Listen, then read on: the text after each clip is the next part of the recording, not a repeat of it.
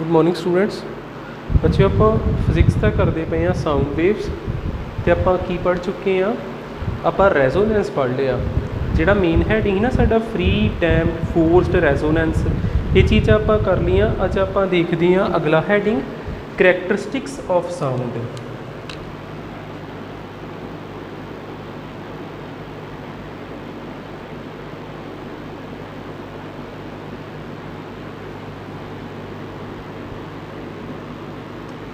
ਕਰੈਕਟਰਿਸਟਿਕਸ of sound, ਜਿੱਦਾਂ ਕੋਈ ਵੀ ਦੋ ਸਾਊਂਡਸ ਨੇ ਉਹ ਇੱਕ ਦੂਜੇ ਤੋਂ ਕਿੱਦਾਂ ਉਹਨਾਂ ਦਾ ਫਰਕ ਪੈ ਸਕਦਾ, ਜਾਂ ਤਾਂ ਉਹਨਾਂ ਦੀ ਪਿੱਚ ਵੱਖਰੀ ਹੋ ਸਕਦੀ, ਜਾਂ ਉਹਨਾਂ ਦੀ ਕੁਆਲਿਟੀ ਵੱਖਰੀ ਹੋ ਸਕਦੀ, ਜਾਂ ਉਹਨਾਂ ਦੀ ਕਹਿ ਲਓ ਵੀ ਐਂਪਲੀਟਿਊਡ ਵੱਖਰਾ ਹੋ ਸਕਦਾ, ਲਾਊਡਨੈਸ ਵੱਖਰੀ ਵੱਖਰੀ ਹੋ ਸਕਦੀ। ठीक है, जिदा आप लिखा ना करैक्टरिस्टिक्स ऑफ साउंड, साउंड दियाँ तीन करैक्टरिस्टिक्स होंदियां मेन, किहड़ियां किहड़ियां याद रखनियां। पहली तो आ गई लाउडनैस, पहली करैक्टरिस्टिक्स किहड़ी आ गई लाउडनैस। दूजी आ जाती पिच जां श्रिलनैस, दूसरी क्वालिटी आ जानी पिच कह लो, जां इनू होर की बोल दईदा श्रिलनैस, ते तीसरी आ जाती है क्वालिटी। ठीक है, लाउडनैस, पिच जां श्रिलनैस, ते तीसरी आ जाती क्वालिटी और टिंबर भी बोल देईदा, क्वालिटी और टिंबर। ठीक है, ये सारिया चीज़ां कादे लई आ, ताकि आपां आवाज़ का फर्क पछाण सकीए। जिद्दां कोई रूम होवे, रूम दे विच किन्ने जाने बैठे होण ते तुहानूं तुहाडे दोस्त दी, तुहाडे फैमिली मैंबर की आवाज़ पता लग जाती। किस तरह पता लग जाती? क्योंकि तुहानूं आ तीन क्वालिटीज़ बारे पता हुंदा, लाउडनैस, पिच, टिंबर जां क्वालिटी। ठीक है, तिन्नां बारे जेकर पता वा तो तुसीं किसी भी आवाज़ दे विच डिफरेंस वेख सकते हैं भी किहड़ी आवाज़ किस परसन की ते किहड़ी किहदी है। ठीक है, आपां की कह सकते हैं, two sounds can be distinguish from one another. आपां कह सकते हैं bye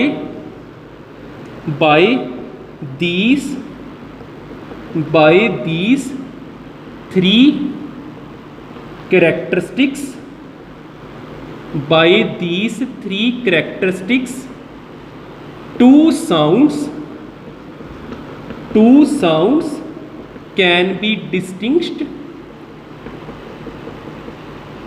two sounds can be distinguished by one another, by one another। ठीक है, इन्हां तिन्नां करैक्टरिस्टिक्स तो आप दो आवाज़ों में फ़र्क पता कर सकते हैं। हुण आप लाउडनैस बारे पहलों पढ़ांगे। साडी फस्ट करैक्टरिस्टिक आ गई लाउडनैस।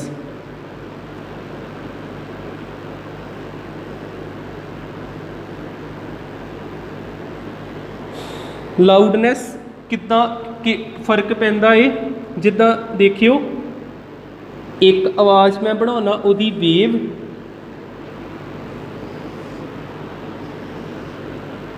आ डायग्राम ध्यान नाल समझियो।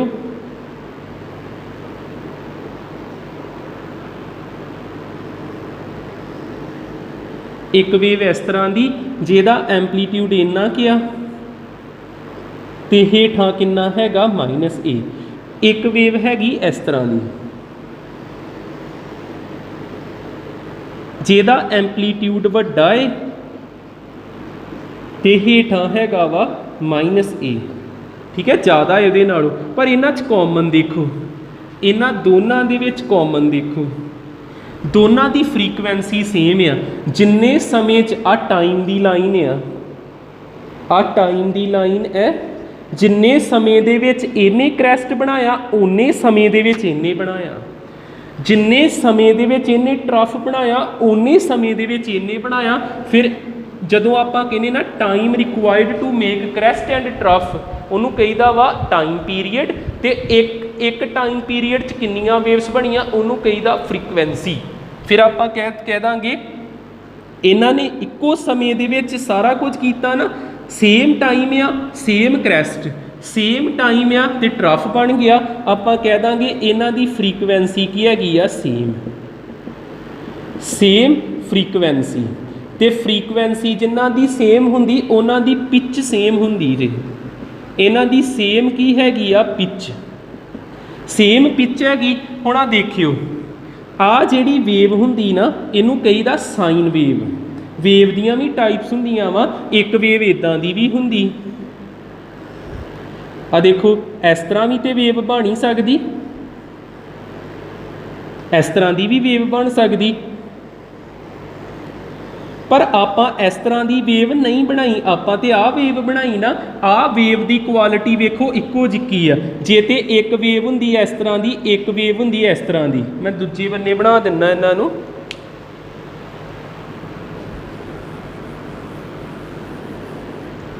ठीक है, वेव्स भी इस तरह दियां हुंदियां जी।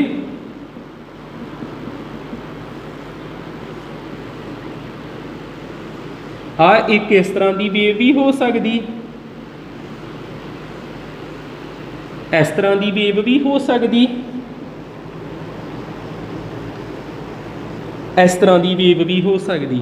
जे ते वेव्स का नेचर पूरा सेम आ वेव का नाम हुंदा जे साइन वेव। इनू आपां बोलीदा वा साइन वेव। हुण इहदे कोल भी साइन वेव आ ते इहदे कोल भी साइन वेव आ। जेकर वेव इक्को जिक्कियां, जिद्दां इत्थे किहड़ी चीज़ इक्को जिक्की ही, फ्रीकुएंसी, फ्रीकुएंसी सेम ही ते पिच सेम ही। वेव इक्को जिक्कियां ते क्वालिटी सेम आ, आपां कह सकदे सेम क्वालिटी, आपां कह सकदे आ सेम क्वालिटी जां टिंबर, सेम क्वालिटी जां टिंबर। हुण आ वेखो टिंबर भी रल गया, पिच भी रल गई, पिच भी रल गई, टिंबर भी सेम हो गया, टिंबर भी सेम हो गया ते पिच भी सेम हो गई, पिच भी सेम हो गई, पिच भी सेम हो गई। तो फिर फर्क कित्थे पैण डिया, लाउडनैस ते। एदा एंपलीट्यूड छोटा, एदा एंपलीट्यूड ज़्यादा, तो ये आपां कहांगे आ लाउड जे, उच्ची आवाज़ कह सकते, तो इनू फीबल जां फेंट, फीबल बोल लो जां फेंट बोल लो, निम्मी आवाज़ हल्की आवाज़। ठीक है, फिर आप दो आवाज़ के विच फर्क किद्दां पता कर सकते, तीन करैक्टरिस्टिक्स तो, जां उन्हां दी पिच च फर्क हो पर इत्थे पिच सेम ही, जां उन्हां दी टिंबरनैस विच फर्क हो, इत्थे टिंबर भी सेम ही, ते जां उन्हां दी लाउडनैस विच फर्क हो। जे एंपलीट्यूड पता लग गया तो लाउड एंपलीट्यूड बदल गया, तो एक आवाज़ उच्ची जिहदा एंपलीट्यूड ज़्यादा, एक आवाज़ हल्की है हौली बोलता पिया कोई जिहदा एंपलीट्यूड घट। फिर आप कह सकते हैं, इत्थे आपां नोट के अंडर लिख सकते हैं, जां आपां इत्थे लाउडनैस विच ही कह सकते हैं, लाउडनैस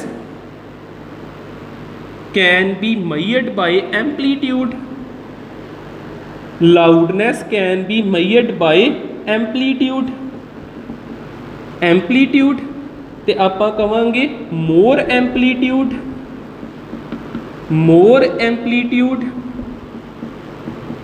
ते साउंड की होगी, साउंड लाउड होगी। लैस एंपलीट्यूड, लैस एंपलीट्यूड या ते साउंड की होगी फेंट। ठीक है, हौली आवाज़ होगी। आ फर्क पै जांदा जी इन्हां दे विच। ठीक है,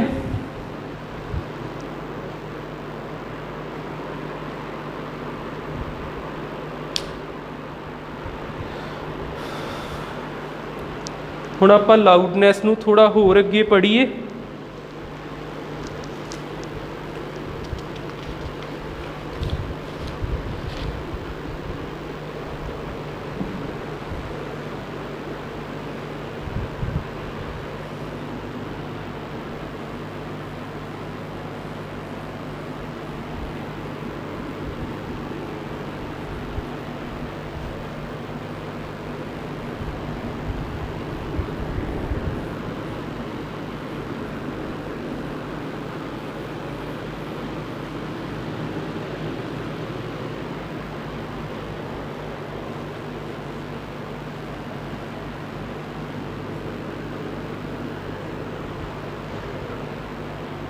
पहली करैक्टरिस्टिक आपां साडा मेन हैडिंग हैगा वा characteristics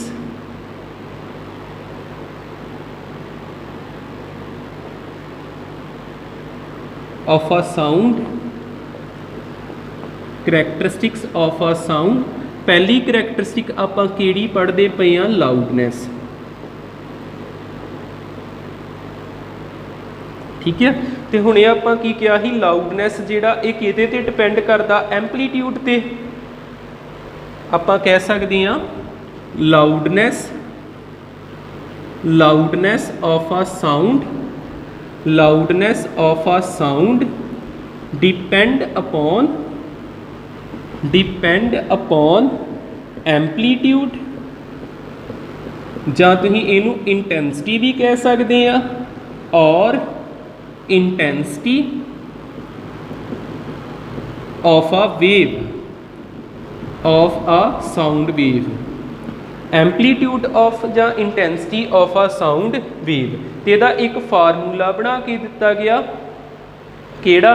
L is equal to के लॉगरिथमिक ऑफ इंटेंसिटी। ठीक है, L का मतलब है वा लाउडनैस, लाउडनैस, लाउडनैस, ते I का मतलब है वा इंटेंसिटी, इंटेंसिटी। ठीक है, इनू कहना logarithmic of intensity. Loudness is proportional to, वैसे बनया कितना?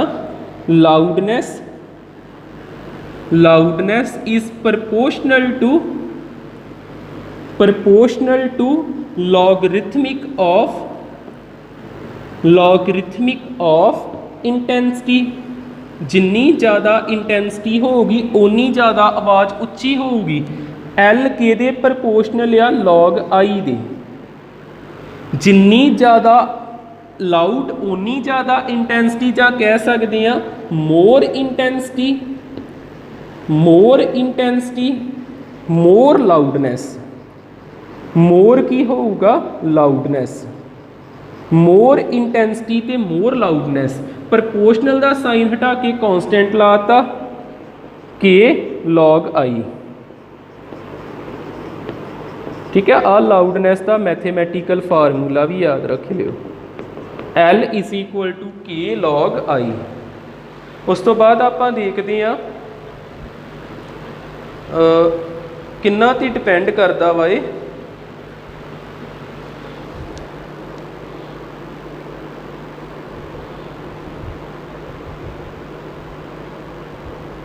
Factors affecting loudness of sound.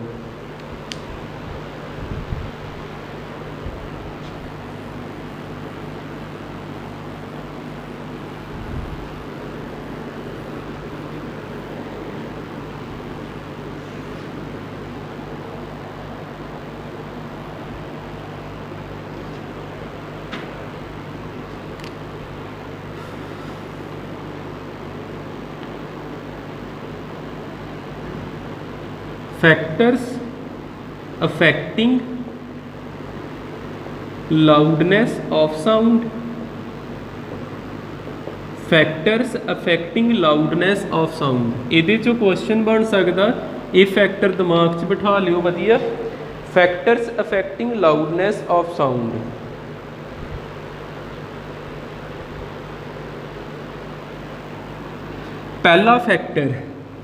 पहला फैक्टर आ गया एंपलीट्यूड। एंपलीट्यूड हुण आपां कह सकते हैं जिन्ना घट एंपलीट्यूड उन्नी लो साउंड, उन्नी लो साउंड, ते जिन्ना ज़्यादा एंपलीट्यूड उन्नी लाउड साउंड। ठीक है, ये किहदे ते डिपेंड करता वा? एंपलीट्यूड ते। आपां कह सकते हैं किद्दां डिपेंड करूगा? Loudness, loudness directly proportional to amplitude of a wave, to amplitude of a wave, amplitude of a wave. आपां इनू कहता आपां फेंट साउंड जिहड़ी हल्की आवाज़ आ, ते इनू कहता आपां लाउड साउंड। ठीक है, तो रिजल्ट की निकलिया?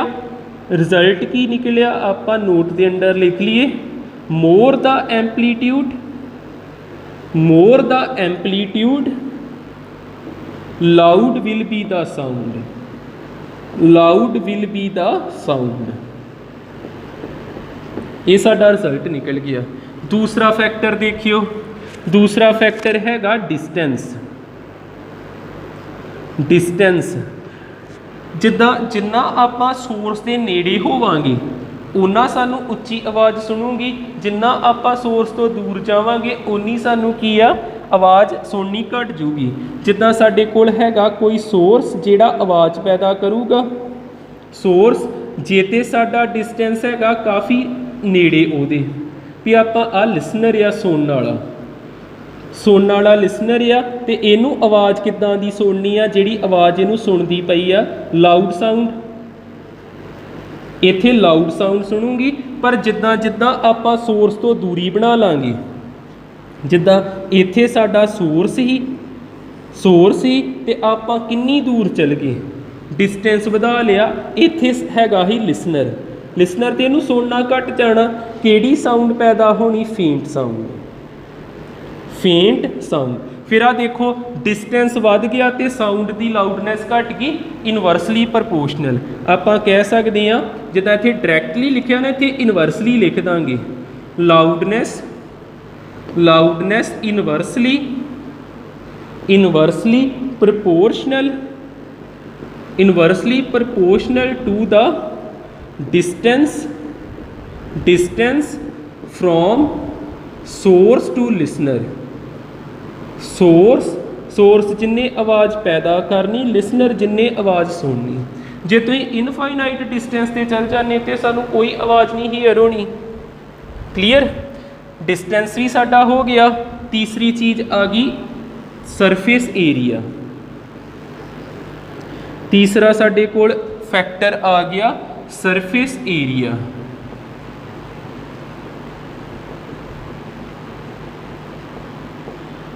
तीसरा फैक्टर साडा आ गया सरफेस एरिया।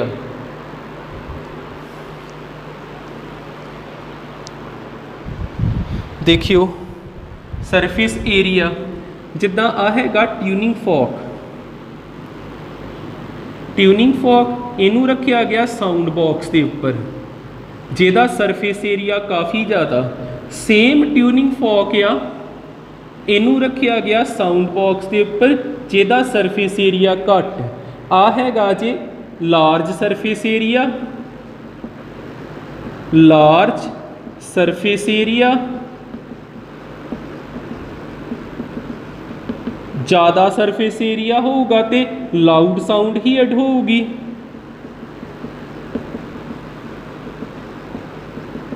ही अड होई ते जेकर आ घट जाता surface area, small surface area, small surface area तो आपां कह सकते हैं लो साउंड हीयर्ड।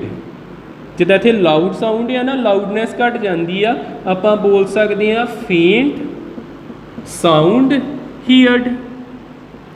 क्योंकि इत्थे देखो एयर के पार्टिकल ज़्यादा ना, तो ज़्यादा वाइब्रेशन होगी तो ज़्यादा आवाज़ पैदा उच्ची। इत्थे एयर के पार्टिकल घट नहीं, वाइब्रेशनस पार्टिकल्स दियां घट होणगियां ते लो आवाज़ पैदा होगी। फिर ये किद्दां वा भी more surface area more loudness, directly proportional है ना। आपां कह सकते हैं loudness directly proportional, loudness directly proportional to the surface area, to the surface area. ठीक है, तो आपां की लिखिया more surface area, that is more surface area, more surface area loud sound, ते वाइस वर्सा दे पुट्ठा आपां कह दांगे less surface area, surface area feeble sound या फेंट साउंड। की होना फेंट साउंड। लाउडनैस वाला भी हो गया। उस तो बाद फोर्थ आ गया मीडियम। आवाज़ मीडियम ते भी डिपेंड करती है, मीडियम दी particle density of medium, density of medium.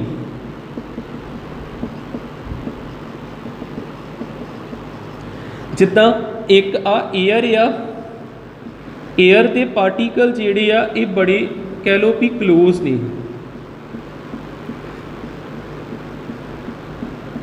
इस तरह डेंस एयर होगी,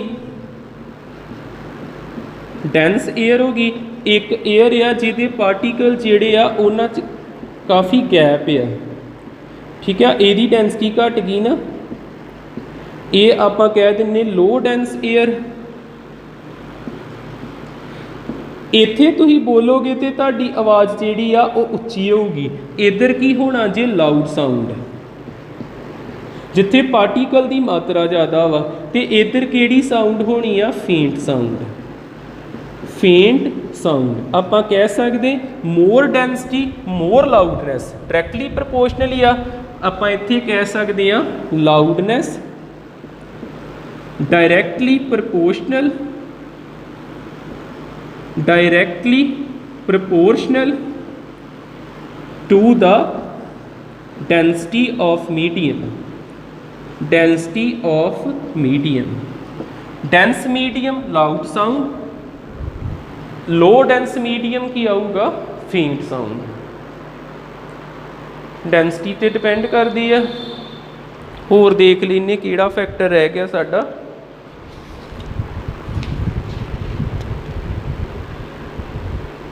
प्रैशर ते भी डिपेंड करती है। प्रैशर इनक्रीज करोगे तो लाउडनैस ज़्यादा होंगी जी। फिफ्थ लिख लेने आपां प्रैशर, जिन्ना ज़्यादा दबाव बढ़ाओगे पार्टिकल, इत्थे हाई प्रैशर जे, जिन्ना प्रैशर ज़्यादा पार्टिकल क्लोज होंदे ने तो लाउडनैस आपे होनी, डायरैक्टली प्रपोर्शनली होंदी। More pressure loud sound, loud sound. Next आ गए अपना यूनिट देख लीए दे, यूनिट ऑफ लाउडनैस, इहो अपने कोल यूनिट ऑफ लाउडनैस। फिर पिच बारे पढ़ना आपां, यूनिट ऑफ लाउडनैस डेसीबल हुंदे ने।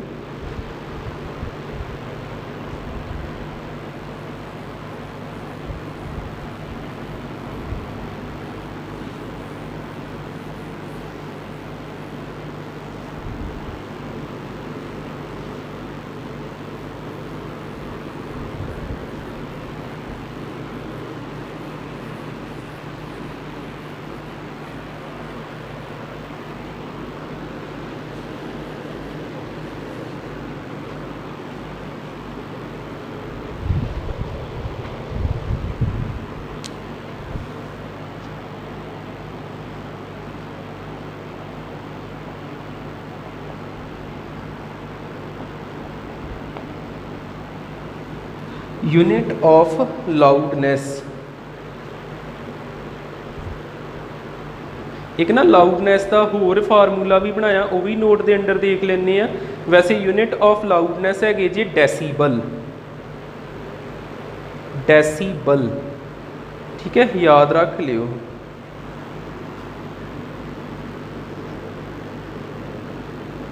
डेसीबल, डेसीबल तो इनू डीबी भी लिख लेंदे, डी ते बी, डेसीबल।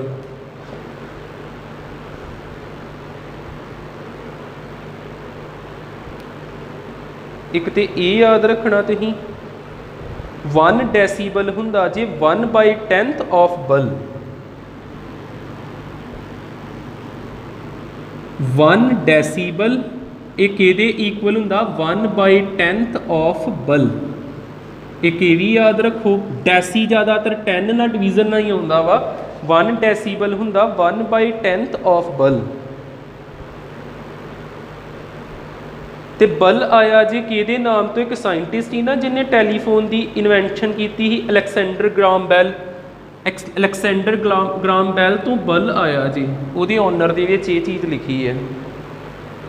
हुण आ नोट के अंडर देखियो,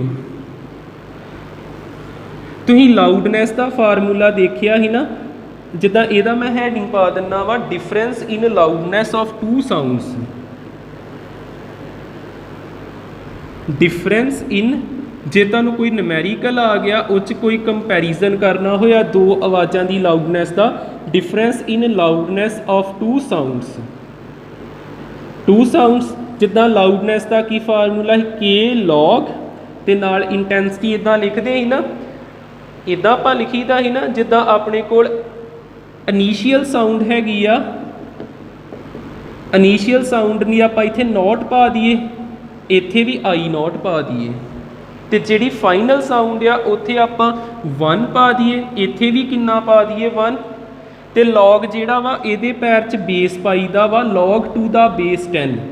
ਹੁਣ ਇਹਨਾਂ ਦਾ ਡਿਫਰੈਂਸ ਦਾ ਮਤਲਬ ਇਹਨਾਂ ਨੂੰ ਆਪਾਂ ਕੀ ਕਰਾਂਗੇ, ਮਾਈਨਸ L ਕਿਹਦੇ ਬਰਾਬਰ ਆ ਗਿਆ, L1 ਮਾਈਨਸ L0, L1 ਦੀ ਜਗ੍ਹਾ ਤੇ K log 2 ਦਾ ਬੇਸ 10 I1, L0 ਦੀ ਜਗ੍ਹਾ ਤੇ K log 2 ਦਾ ਬੇਸ 10 I0। ਆ ਚੀਜ਼ ਆ ਗਿਆ। ਹੁਣ K ਤੇ ਇਹਨਾਂ 'ਚ ਕਾਮਨ ਜੋ ਹੈਗਾ ਕੱਢ ਸਕਦੇ ਆਪਾਂ, K ਨੂੰ ਕਾਮਨ ਕੱਢਿਆ, ਅੰਦਰ ਕੀ ਰਹਿ ਗਿਆ, log 10 I1 log 10 I0। ਆ ਚੀਜ਼ ਆ ਗਈ। K ਉਸੇ ਤਰ੍ਹਾਂ log 10 log m minus log n ਕੀ ਹੁੰਦਾ, log m ਬਾਈ n। ਆ L ਆ ਗਿਆ, L ਆ ਗਿਆ, ਤੇ K ਦੀ ਵੈਲਿਊ ਹੁੰਦੀ ਜੇ 1 ਬਲ। ਟੇਕਿੰਗ K ਦੀ ਵੈਲਿਊ ਕਿੰਨੀ ਲਿਖੀ ਆਪਾਂ, 1 ਬਲ, ਇੱਥੇ ਭਰੀਏ L ਉਸੇ ਤਰ੍ਹਾਂ log 2 ਦਾ ਬੇਸ 10 I1 upon I0। ਆ ਜਿਹੜਾ K ਵਾ, K ਦੀ ਜਗ੍ਹਾ ਤੇ ਕਿੰਨਾ ਲਿਖਤਾ 1 ਬਲ, ਤੇ 1 ਬਲ ਕਿਹਦੇ ਬਰਾਬਰ ਹੋਊਗਾ, ਜੇ ਇੱਧਰ 10 ਲੈ ਜਾ ਮੈਂ, 10 ਡੈਸੀਬਲ ਦੇ ਬਰਾਬਰ ਹੀ ਹੋਣਾ ਨਾ, ਠੀਕ ਹੈ ਨਾ।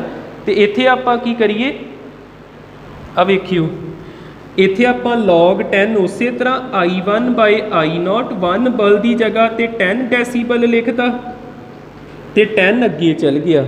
L ਦਾ ਇੱਕ ਆ ਫਾਰਮੂਲਾ ਯਾਦ ਰੱਖ ਲਿਓ, 10 log 2 ਦਾ ਬੇਸ 10 I1 ਬਾਈ I0 ਡੈਸੀਬਲ, ਠੀਕ ਹੈ। ਇੱਥੇ ਆਪਣਾ ਲਾਊਡਨੈਸ ਖਤਮ ਹੋਇਆ।